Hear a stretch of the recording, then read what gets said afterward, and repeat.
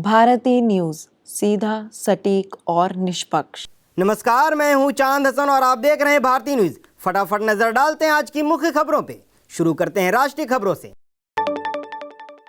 प्रधानमंत्री नरेंद्र मोदी 2 दक्षिण पूर्व एशियाई देशों की अपनी यात्रा के अंतिम चरण में। उन्होंने इस दौरे पर सिंगापुर के प्रधानमंत्री लॉरेंस वोंग के अलावा सिंगापुर के बड़े व्यापारियों से भी मुलाकात की। इस दौरान भारत और सिंगापुर में कई महत्वपूर्ण समझौते हुए। इनमें सेमीकंडक्टर क्लस्टर के विकास, डिजाइन और उत्पादन से जुड़ा समझौता भी शामिल है। लॉरेंस वोंग के प्रधानमंत्री बनने के बाद पीएम मोदी की ये उनसे पहली मुलाकात रही। इस दौरान प्रधानमंत्री मोदी ने कहा, सिंगापुर हर विकासशील देश के लिए एक प्रेरणा है। हम भी भारत में अनेक सिंगापुर बनाना चाहते हैं। पहलवान विनेश फोगाट और बजरंग पुनिया बीते शुक्रवार को कांग्रेस में शामिल हो गए हैं। दोनों पहलवान दिल्ली में कांग्रेस पार्टी से जुड़े।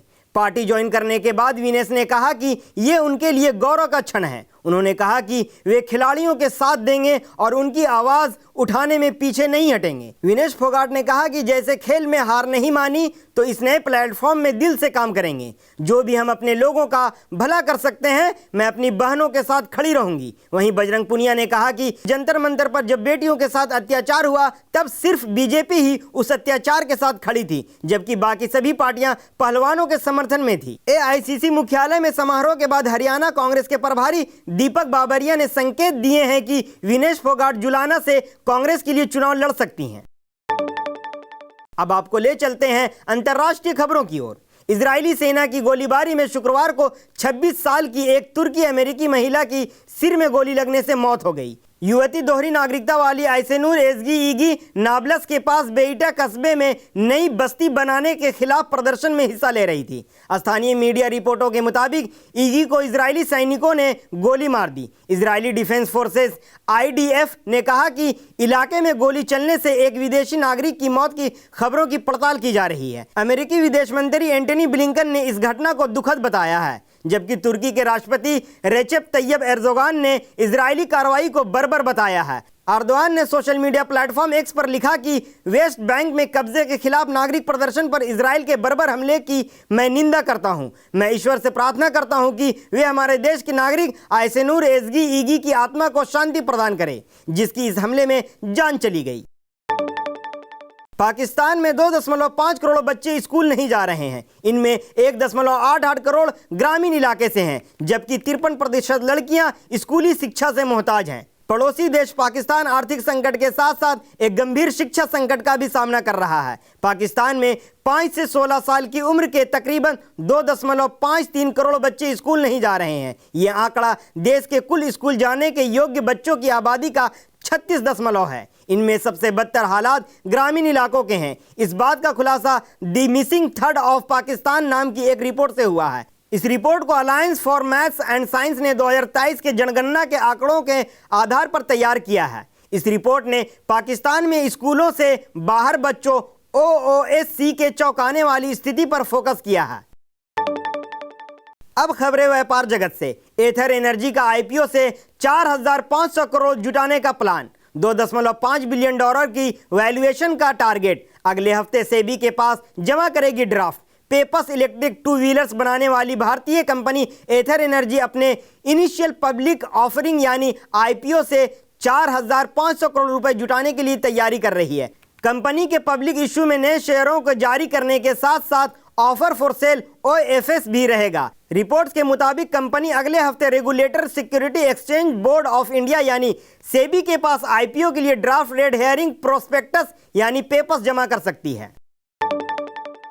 शाहरुख खान पहले तो सलमान खान तीसरे सबसे बड़े सेलिब्रिटी टैक्स पेयर बने। शाहरुख खान की कुल नेटवर्थ 7,300 करोड़ है। कमाई के मामले में शाहरुख ने टॉम क्रूज को भी पीछे छोड़ दिया। खिलाड़ियों की बात करें तो Virat Kohli top tax payer बने। शाहरुख खान ने वर्ष 2024 के लिए 92 करोड़ रुपए का टैक्स पेमेंट किया है। वे सबसे ज्यादा टैक्स जमा करने वाले भारतीय सेलिब्रिटी बन गए हैं। उनकी नेटवर्थ 7,300 करोड़ रुपए है। दूसरे नंबर पर 80 करोड़ रुपए टैक्स पेमेंट करने के साथ तमिल सुपरस्टार थलपति विजय रहे। उनकी नेटवर्थ 800 करोड़ रुपए है। लिस्ट के टॉप 5 में अमिताभ बच्चन, सलमान खान शामिल हैं। सबसे ज्यादा टैक्स जमा करने वाले क्रिकेट विराट कोहली हैं। उन्होंने 66 करोड़ रुपए टैक्स जमा किया। उनके बाद महेंद्र सिंह धोनी हैं, जिन्होंने 38 करोड़ रुपए टैक्स चुकाया है। अब खबरें खेल जगत से। पेरिस पैरालंपिक में मेंस हाई जंप में प्रवीण कुमार को गोल्ड।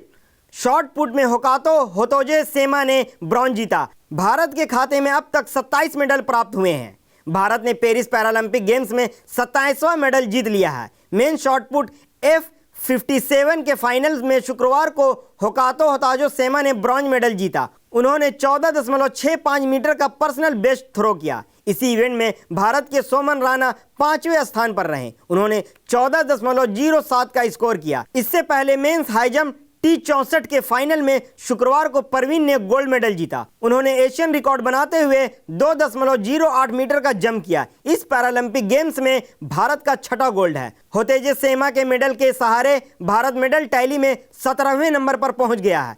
भारतीय खिलाड़ियों ने अब तक 6 गोल्ड, 9 सिल्वर और 12 ब्रॉन्ज मेडल जीते हैं। यह इंडिया का पैरालंपिक में ऑल टाइम बेस्ट परफॉर्मेंस है। इससे पहले टोक्यो पैरालंपिक में भारतीय खिलाड़ियों ने 5 गोल्ड समेत 19 मेडल जीते थे।